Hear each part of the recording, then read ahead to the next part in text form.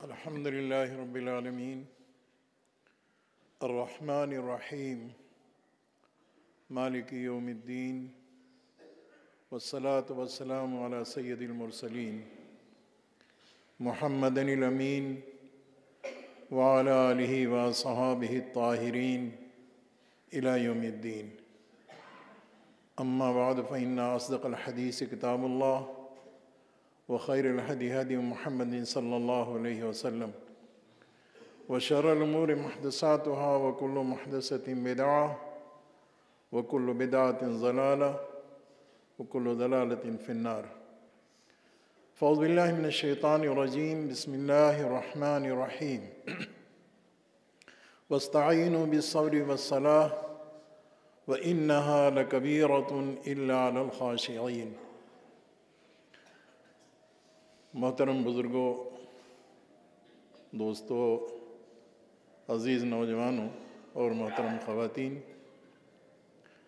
نماز اس عبادت کو کہتے ہیں کہ جو ایمان لانے کے بعد سب سے پہلے اہل ایمان کو مختلف قسم کے کاموں کے لیے پابند کرتی ہے۔ نماز اسے کہتے ہیں کہ جس کی ادائیگی اور جس کا فریضہ ہر نبی نے اپنے اپنے زمانے میں خود اس پر عمل کیا اور اپنے امتیوں کو اس کی ادائیگی کے سلسلے میں متوجہ کیا، جیسا کہ قرآن میں رب العالمین نے تذکرہ فرمایا ہے، اور بار بار اس کی طرف انسانوں کو، مسلمانوں کو، اہل ایمان کو یہ بتایا ہے کہ نماز کی حیثیت کیا ہے اور اس کی حقیقت کیا ہے۔ نماز وہ عبادت ہے کہ حق و باطل کی کشمکش، معروف اور منکر کے اندر مبتلا ہونے والے لوگوں کے تعلق سے یہ رہنمائی فرمائی گئی ہے کہ اگر تمہیں منکر سے لڑنا ہے اور باطل کا مقابلہ کرنا ہے اور اسے مٹانا ہے، تمہارے اندر کچھ خوبیاں اور کچھ خصوصیات پیدا ہونی چاہیے۔ ان خوبیوں اور خصوصیات کے بغیر باطل کا ازالہ کرنا، حق کے اوپر جمنا، شیطان سے مقابلہ کرنا اور دشمنان دین و اسلام سے نبردآزمہ ہونا، یہ مشکل ہو جائے گا تمہارے لیے۔ اس لیے تمہیں چاہیے کہ نماز کی طرف خصوصی توجہ کرو۔ نماز کے تعلق سے جیسا کہ احادیث میں نبی محترم سیدنا حضرت محمد صلی اللہ علیہ وسلم نے ارشاد فرمایا اور صحابہ نے اسے نقل کیا کہ نماز کی حیثیت یہ ہے کہ اگر کسی شخص کو پابندی کے ساتھ مسجد میں آتے جاتے دیکھو اور نماز کا عادی ہونے کی حیثیت سے تم مشاہدہ کرو، تو اس کے بارے میں تمہیں یہ اطمینان رکھنا چاہیے اور تمہارا یہ ذہن بننا چاہیے کہ یہ مسلمان ہے، یہ صاحب ایمان ہے، یہ اللہ کا بندہ ہے۔ جس شخص نے کلمہ پڑھا اور کلمہ پڑھنے کے بعد اس نے اس عبادت کی طرف توجہ نہیں کی، اس کا مطلب یہ ہے کہ اس نے ایمان کے بعد جو اطاعت کا مرحلہ آیا تو اطاعت سے اس نے انکار کر دیا۔ ابھی آپ نے پہلی اذان میں اور ابھی خطبے کی اذان ہوئی ہے، اس میں یہ بات کہی گئی ہے، حی علی الصلاۃ، مسلمانوں آؤ نماز کے لیے، اور حی علی الفلاح، یہ نماز اس عمل کو کہتے ہیں کہ جس کے کرنے کے نتیجے میں تم کو کامیابی ملے گی۔ پاکیزہ جملہ ہے، یقینی طور پر یہ بات کہی جا رہی ہے، اور زمانہ گواہ ہے کہ جب لوگوں نے اس آواز پر لبیک کہا اور حی علی الصلاح کی صدا کے اوپر متوجہ ہو گئے اور سنجیدہ انداز سے عملی طور پر اطاعت کرنے کے لیے کمر کس لیا، تو صحیح بات یہ ہے کہ فلاح اور کامیابی اللہ تبارک تعالیٰ نے انہیں عطا فرمائی، چاہے وہ مدینے کا معاملہ ہو، خلفائے راشدین کا دور ہو، یا بعد کے زمانے میں حی علی الصلاح، حی علی الفلاح، یہ محض وہ جملہ نہیں ہے کہ جس کو سن کر کے نظر انداز کر دیا جائے۔ اس کا مطلب یہ ہے کہ جب کسی کے کان میں یہ آواز پہنچی حی علی الصلاح، اس نے کہا لبیک، ہم آ رہے ہیں، نماز کے لیے ہم کو بلائے گئے، ہم آ رہے ہیں نماز کے لیے، اور اپنے دکان سے، اپنے مکان سے، اپنے کاروبار سے، اپنے دفتر سے، اپنے مصروفیات سے الگ تھلگ ہو کر کے، اور جب لبیک کہہ دیا ہے تو اس کو ادا کرنے کے لیے چل پڑے۔ اللہ تبارک تعالیٰ نے کہا یہ اطاعت کا مفہوم ہے، بلایا آ گئے، آواز دی، اس آواز کو سن کر کے انسنی نہیں کی۔ حضرات گرامی، نماز کے تعلق سے یہ ایک حقیقت ہے کہ تمام انسانوں کو اس کی طرف متوجہ کیا جاتا ہے، وہ مرد ہوں، عورت ہو، بوڑھے ہوں، جوان ہوں، شہری یا دیہاتی ہوں، پڑھے لکھے ان پڑھ ہوں، یہاں تک کہ نماز متوجہ کرتی ہے ایسے لوگوں کو بھی کہ جو علیل ہیں، بیمار ہیں، ان کو بھی، مجبور ہیں ان کو بھی، کسی پریشانی میں ان کو بھی۔ اور قرآن کریم کے مطالعے سے یہ بات ہمارے اور آپ کے سامنے آتی ہے کہ میدان جنگ میں اگر کوئی لشکر ہے، مسلمانوں کی لشکر میدان جنگ میں ہے، فوج ہے، سامنے کھڑے ہیں، اس وقت بھی تو نماز چھوڑنے کی اجازت نہیں دی گئی، اور نماز سے رخصت نہیں دی گئی کہ نماز چھوڑ دیں، اس لیے کہ معاملہ جنگ کا ہے، جہاد کا ہے، سامنے کفر ہے اور کافر ہیں، اور اہل ایمان ان کا مقابلہ کرنے کے لیے کھڑے ہیں، اس کو صلاۃ خوف کہتے ہیں۔ اللہ تبارک و تعالیٰ نے قرآن عظیم میں اس کی صراحت کی۔ ہم اور آپ اگر قرآن کا مطالعہ کریں تو یقینی طور پر ہمارے اور آپ کے علم میں بات آتی ہے اور لائی جائے گی کہ جنگ کے میدان میں نماز پڑھنے کا طریقہ کیا ہے۔ دو گروہ میں مجاہدین اور لشکر اسلام کے سپاہی دو گروہ میں تقسیم ہو جائیں گے۔ نماز پڑھ کر کے آئے میدان میں، نمازی کی حالت میں چل رہے ہیں، نمازی کی حالت میں آگے بڑھ رہے ہیں، اور دوسرے لوگ پھر آ کر کے نماز پڑھیں گے، بقیہ نماز جا کر کے ادا کریں گے۔ نماز اس حقیقت کو کہتے ہیں۔ اللہ کے نبی صلی اللہ علیہ وسلم کے زمانے میں نماز کی حیثیت اور حقیقت کا معاملہ یہ تھا، صحابہ کرام رضی اللہ تعالیٰ عنہم اجمعین، اگر کوئی شخص چل پھر نہیں سکتا ہے بیماری کی بنا پر، مجبوری کی بنا پر، تو وہ دو آدمیوں کے سہارے سے یا کسی اپنے گھر کے آدمی کے سہارے سے مسجد کی طرف رخ کرتا تھا اور مسجد میں آ کر کے نماز پڑھتا تھا۔ وہاں تصور ہی نہیں تھا کہ نماز چھوڑی جائے۔ اللہ تبارک تعالیٰ نے فرمایا کہ وَرْكَعُوا مَعَ الرَّاكِعِينَ۔ اس سے فقہا نے، محدثین نے یہ نتیجہ اخذ کیا ہے کہ نماز باجماعت پڑھنا یہ واجب اور فرض ہے، یہ ضروری ہے۔ حضرت عبداللہ ابن ام مکتوم رضی اللہ تعالیٰ عنہ ایک صحابی ہیں جو نابینا تھے۔ ظاہر ہے کہ آج کا مدینہ روشنی یا اس طریقے سے سڑکوں کی یہ جو آسانیاں ہیں، آج سے 1400 سال، 1450 سال یہ کیفیت نہیں تھی۔ تنگ گلیاں تھیں، کچی گلیاں تھیں، اندھیرا تھا۔ انہوں نے اپنے محسن اعظم صلی اللہ علیہ وسلم سے عرض کیا کہ میں نابینا ہوں، کوئی میرا سہارا دینے والا نہیں ہے، آپ مجھے اجازت دیں تو کم سے کم رات کے وقت میں نماز گھر پہ ادا کر لیا کروں۔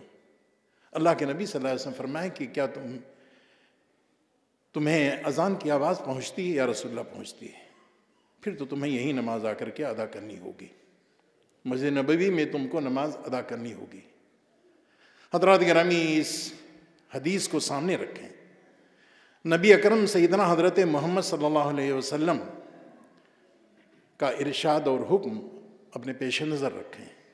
اور اس کے بعد پھر غور فرمائیں کہ نماز کے تعلق سے ہمارا اور آپ کا طرز عمل کیا ہے۔ نبی پاک صلی اللہ علیہ وسلم نے ارشاد فرمایا، نماز چھوڑنے والوں کا تذکرہ ہی نہیں ہے، ان کے بارے میں آپ نے جو وعید فرمائی ہے وہ الگ ہے۔ آپ نے فرمایا کہ جو لوگ نماز پڑھتے ہیں اور گھر ہی میں نماز پڑھ لیتے ہیں، مسجد کے علاوہ نماز پڑھ لیتے ہیں، ان کے نماز کا ثواب 1 گنا، اور وہی نماز اگر مسجد میں جماعت کے ساتھ ادا کر رہے ہوں 27 گنا اس کا ثواب مل جاتا ہے۔ دنیا میں کون آدمی ایسا ہوگا کہ 27 کو چھوڑ کر 1 پر اکتفا کر لے؟ اس کا مطلب ہے کہ اپنے نبی کے اس ارشاد پر اور نبی کے فرمان پر اس کو اطمینان نہیں ہے۔ اگر اطمینان ہوتا، اگر اسے اطمینان ہوتا تو کبھی بھی وہ اکیلے نماز پڑھنے کے لیے تیار نہیں ہوتا، اور گھر میں نماز ادا کرنے کے لیے وہ آمادہ نہیں ہوتا کہ ہم اب 26 ثواب ہیں اس کو میں کیوں ضائع کروں۔ رہی یہ بات کہ جو لوگ نماز نہیں پڑھتے ہیں اور نماز کے قائل نہیں ہیں، ان کو یہ سوچنا ہوگا اور ان کو یہ سوچنا چاہیے کہ جس چیز کو اللہ تبارک و تعالیٰ نے قرآن میں اتنے مقامات پر تذکرہ فرمائے ہیں، مختلف اسلوب اور انداز اختیار کرتے ہوئے اختیار فرمایا ہے، خدا پاک کی تمام باتوں کو ایک دم نظر انداز کر دینا اور نبی پاک صلی اللہ علیہ وسلم کے ارشاد گرامی کو ایک دم نظر انداز کر دینا، یہ کون سا ایمان ہوگا اور یہ کون سی اللہ سے محبت ہوگی اور رسول کے اطاعت کا یہ کون سا انداز ہوگا؟ اللہ اور اس کی رسول کی بات کو نہ مانا جائے اور پھر بھی اللہ رسول کے اطاعت کا اعلان کیا جائے، یہ ایک ایسا معاملہ ہوگا کہ جس کی توجیہ کرنا کسی کے لیے ممکن نہیں ہوگی۔ اللہ کے نبی صلی اللہ علیہ وسلم فرمایا کہ جب حشر کا میدان ہوگا، ہم اور آپ اپنے خدا کے سامنے صلہ پانے کے لیے، جزا لینے کے لیے وہاں جب موجود ہوں گے، سب سے پہلے نماز کے بارے میں پوچھا جائے گا۔ پابندی کے ساتھ نماز ادا کی، کتنی نمازیں چھوڑیں اور کتنی نمازیں پڑھیں، یہ حساب دینا ہوگا۔ اگر اس میں قدم جم گئے اور بات بن گئی اور جواب کے سلسلے میں اطمینان ہو گیا تو گویا کہ کشتی پار لگ گئی، اور اگر کہیں نماز کے سلسلے میں کوتاہیوں کا، غفلتوں کا، سستیوں کا رجسٹر کھل گیا تو یقینی طور پر یہ پریشانی کی بات ہوگی۔ قرآن پاک میں اللہ تبارک تعالیٰ نے فرمایا منافقین کی علامت کہ جب وہ نماز کے لیے کھڑے ہوتے ہیں، نماز کے لیے چلتے ہیں تو کسمساتے ہوئے چلتے ہیں، مارے باندھے چلتے ہیں، خوش دلی کے ساتھ۔ موقع ملا ہے، نہیں معلوم کہ اس نماز کے بعد دوبارہ نماز پڑھنے کا مجھے موقع ملے گا کہ نہیں ملے گا۔ انہی اوقات میں تو آدمی کی روح اس کے جسم سے جدا ہوتی ہے۔ یہ آخری نماز ہماری ہو سکتا ہے کہ یہ ہماری آخری نماز ہو۔ اگر یہ سوچ کر کے آدمی یہ انداز اختیار کرے تو یقیناً اس کے قلب و ذہن میں ایک ہیجان برپا ہوگی۔ اللہ تبارک تعالیٰ نے فرمایا فَوَيْلٌ لِّلْمُصَلِّينَ الَّذِينَ هُمْ عَنْ صَلَاتِهِمْ سَاهُونَ، جو تباہی ہے، بربادی ہے ایسے نمازیوں کے لیے۔ فَوَيْلٌ لِّلْمُصَلِّينَ، ہمارے تمام بیشتر احباب کو یہ صورت یاد ہوگی اور اس کو اپنے نماز میں پڑھتے بھی ہوں گے۔ فَوَيْلٌ لِّلْمُصَلِّينَ، نمازیوں کے لیے تباہی و بربادی ہو۔ غور فرمائیے بات کیا کہی جا رہی ہے، کیوں بربادی ہے؟ جو نماز کے سلسلے میں کوتاہی برتتے ہیں۔ اس آیت کریمہ کے تحت اللہ کے نبی صلی اللہ علیہ وسلم نے فرمایا کہ اس کا مطلب یہ ہے کہ بیٹھے ہوئے ہیں، بالخصوص عصر کی نماز کے لیے آپ نے فرمایا کہ بیٹھے ہیں، مختلف کاموں میں لگے ہوئے ہیں، یہاں تک کہ سورج پیلا پڑ گیا، یعنی اس کی تمازت، اس کی تیزی کم ہو گئی، گھٹ گئی، اور اب اٹھے تو جلدی سے پہنچے، وضو کیا جیسے کیسے اور 4 ٹکر مارے اور نماز ہو گئی۔ اس کو کہتے ہیں فَوَيْلٌ لِّلْمُصَلِّينَ الَّذِينَ هُمْ عَنْ صَلَاتِهِمْ سَاهُونَ، جو نمازوں میں کوتاہی برتتے ہیں، غفلت و سستی کا ارتکاب کرتے ہیں۔ نفاق کی علامت بتائی گئی کہ وہ شخص منافق ہے کہ جو نماز کے سلسلے میں چاق چوبند نہ ہو، مستعد اور مخلص نہ ہو، اور وہ آدمی کہ جو دکھاوے کے لیے نماز پڑھتا ہو، یراؤن الناس، لوگوں کو دکھاوے کے لیے نماز پڑھتا ہو، قام و کسالہ چلتا ہے تو بہت ہی عجیب دلچسپی کے ساتھ نہیں، حدیث کی کتابوں میں یہ بات مذکور ہے کہ نبی اکرم صلی اللہ علیہ وسلم کے زمانے میں بالخصوص عشاء اور فجر میں منافقین کے نماز کے سلسلے میں جو کوتاہیاں ہوتی تھی اس کی وجہ یہ بھی تھی، نہ لائٹ نہ وہاں روشنی، کون دیکھے گا؟ کس کو پتہ چلے گا کہ کون آیا اور کون نہیں آیا؟ اندھیرے میں ہم نہیں پہنچیں گے، کوئی حرج کی بات نہیں ہوگی۔ حضرات، میں نماز کے تعلق سے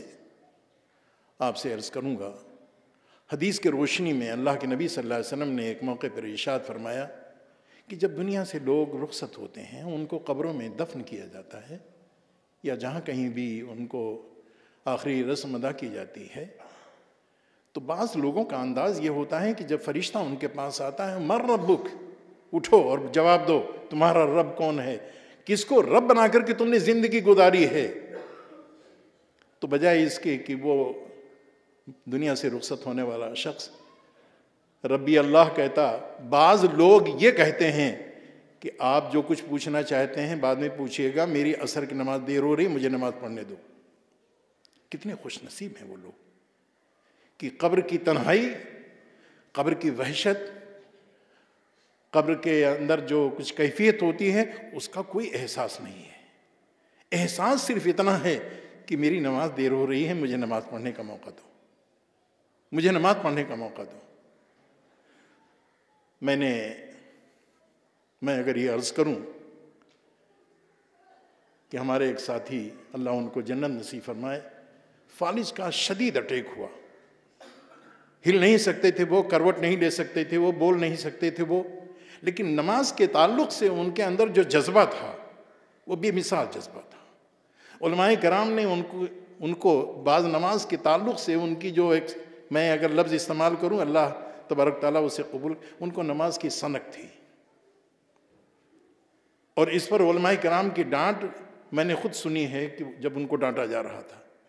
لیکن جب فالج کا ان کے اوپر اٹیک ہوا، کچھ نہیں کر سکتے تھے وہ، نہ کسی کو پہچان سکتے تھے، نہ کسی کو دیکھ سکتے تھے، نہ کسی سے بات کر سکتے تھے، نہ کروٹ لے سکتے تھے، لیکن جب نماز کا وقت آتا تھا اذان کی آواز ان کے کان میں نہیں پہنچتی تھی، اس کے باوجود وہ بے چین اور مضطرب ہو جاتے تھے، بے چین ہو جاتے تھے، اور جب ان کے گھر کے لوگ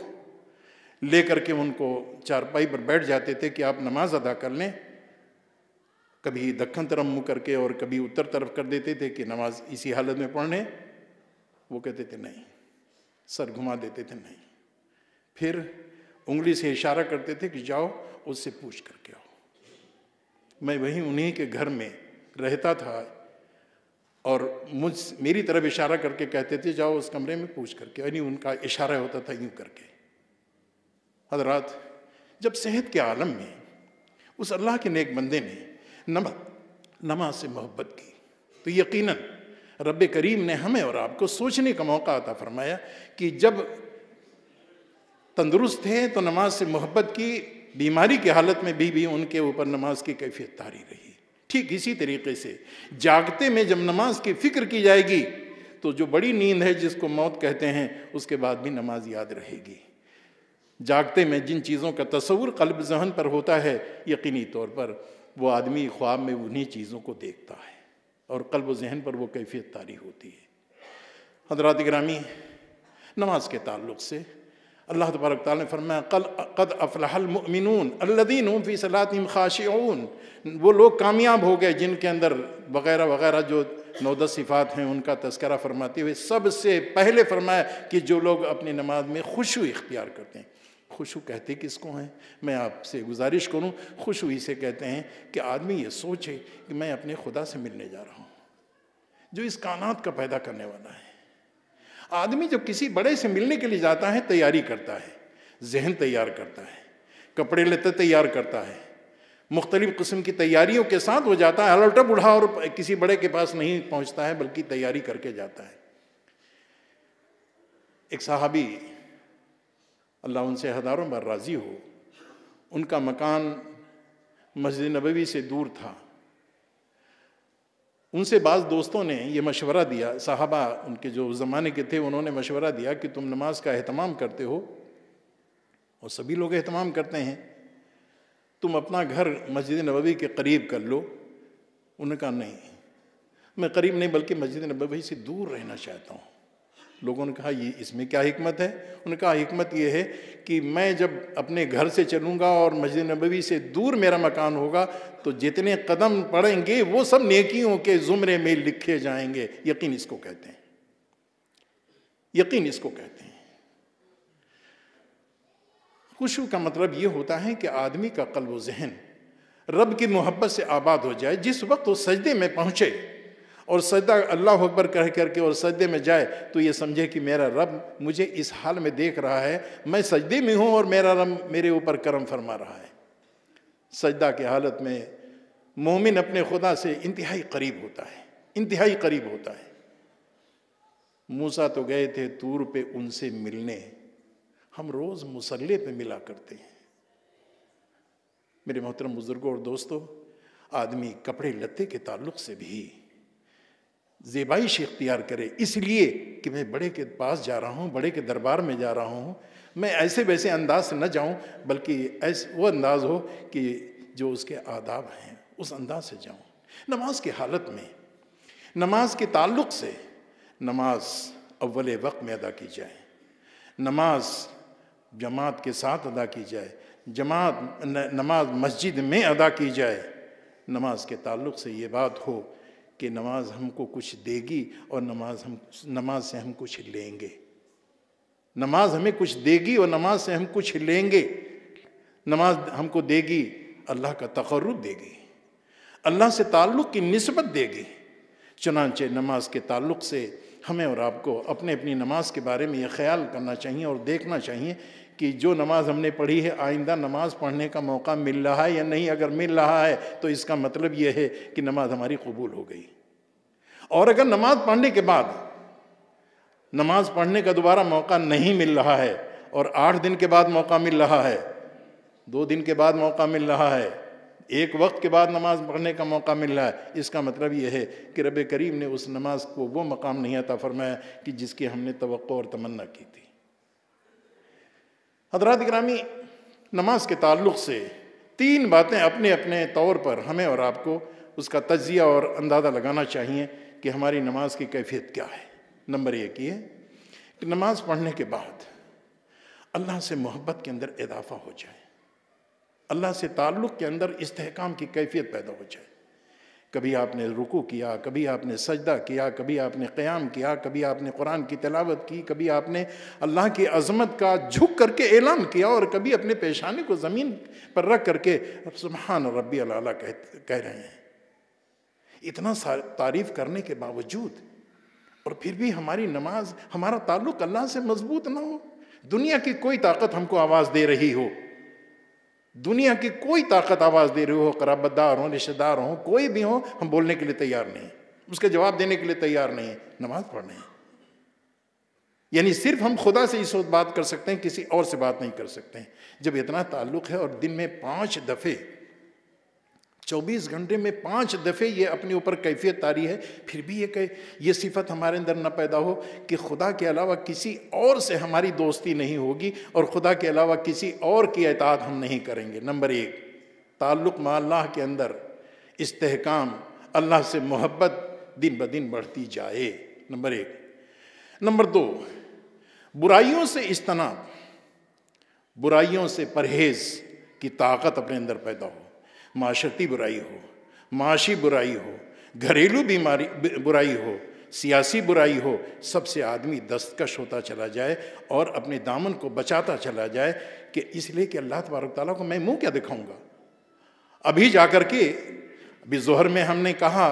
غیر المغضوب علیہم ولا الضالین، ہم سب نے کہا دھیرے سے، زور سے کہا اللہ تبارک تعالیٰ یہی میری بھی دعا ہے، یہی میری بھی تمنا ہے کہ اس دعا کو قبول فرما لیجئے کہ ہمیں گمراہوں میں اور میں مغضوب میں نہ شمار فرما کہ جن پر تیرا غضب نازل ہوا ہے۔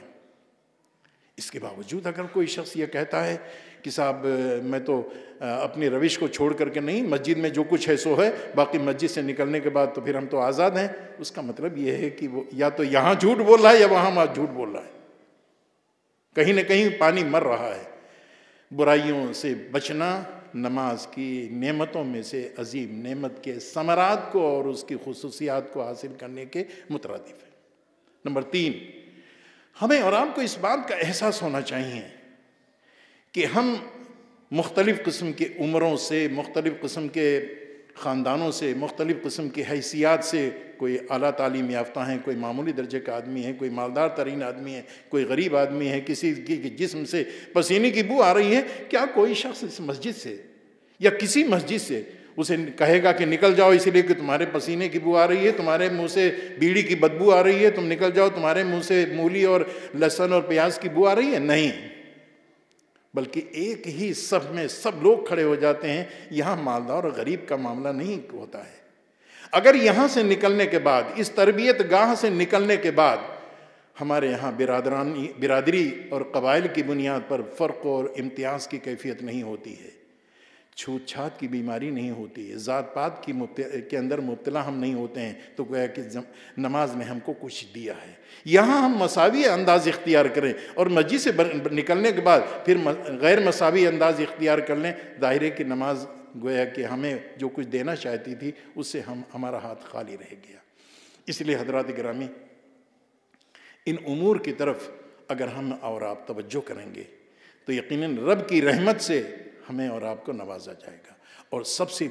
بڑی بات یہ ہے کہ اللہ تبارک و تعالیٰ نے ہمیں اور آپ کو یہ کہا ہے کہ نماز اور صبر سے تم مدد چاہو، وَاسْتَعِينُوا بِالصَّبْرِ وَالصَّلَاةِ، نماز سے مدد چاہو۔ آج دنیا میں مسلمانوں کو، نماز پڑھنے والوں کو، نمازیوں کو ایک عجیب قسم کے ابتلا اور آزمائش سے گزرنا پڑ رہا ہے۔ اللہ تبارک تعالیٰ نے اپنے بندوں کو نوازنے کے بجائے، مصیبت میں ڈالنے کے بجائے، کسی پریشانی میں ڈالنے کے بجائے، ان کے اندر وہ حوصلہ اور امنگ اور اعتماد کے پیدا کرنے کے بجائے ان کے اندر وہ کچھ کیفیت پیدا ہو گئی ہے کہ جو نہیں پیدا ہونی چاہیے۔ اس کا مطلب یہ ہے کہ اللہ تبارک تعالیٰ نے جب فرمایا تھا کہ جب تم مدد چاہو گے صبر اور صلات سے تو یقیناً تم کو کامیابی ملے گی، اس کا مطلب یہ ہے کہ شاید دوا اصلی نہیں ہے۔ اگر دوا اصلی ہوتی یقیناً بیماری سے نجات ملتی۔ حضرات گرامی، ہمیں اور آپ کو اپنی نمازوں کے تعلق سے سوچنا چاہیے، مختلف حیثیتوں سے سوچنا چاہیے، مختلف انداز سے سوچنا چاہیے۔ نماز پڑھتے وقت سجدے کی جگہ پر نظر رہے تاکہ معلوم ہو کہ ادب کے ساتھ کھڑے ہیں۔ نظر ملا کر کے کس سے نظر ملائیں گے؟ اللہ سے؟ کس سے نظر ملا رہے ہیں؟ نماز کی حالت میں معلوم ہوا کہ سر اوپر اٹھا کر کے جمائی بھی لی جا رہی ہے، نہیں، بڑے کے دربار میں ہو، یہ سویدبی پر محمول کیا جائے گا۔ ایسا نہیں کرنا چاہیے۔ نہ داہنے دیکھو، نہ بائیں دیکھو، نہ سر اوپر اٹھا کر کے دیکھو، نہ جمائی لو، نہ اس انداز کی کوئی انگڑائی لو، نہ کپڑوں سے کھیلو، نہ بالوں سے کھیلو۔ یہ طریقہ مناسب نہیں ہے، بلکہ خشوع اور خضوع، انکساری اور عاجزی کے ساتھ بڑے کے دربار میں موجود ہو۔ لہذا ان آداب کو تمہیں ملحوظ رکھنا چاہیے۔ ان آداب کو اگر ملحوظ رکھا جائے گا، یقیناً نماز ہماری زندگیوں میں انقلاب برپا کرے گی، اور جب ہماری زندگیوں میں انقلاب آئے گا تو یقیناً یہ زمانہ بھی بدل جائے گا۔ اللہ ہمیں اور آپ کو توفیق عطا فرمائے۔ بارک اللہ لنا ولکم فی القرآن العظیم ونفعنا وإیاکم بالآیات والذکر الحکیم، انہ تعالی جواد کریم ملک بر رؤوف رحیم۔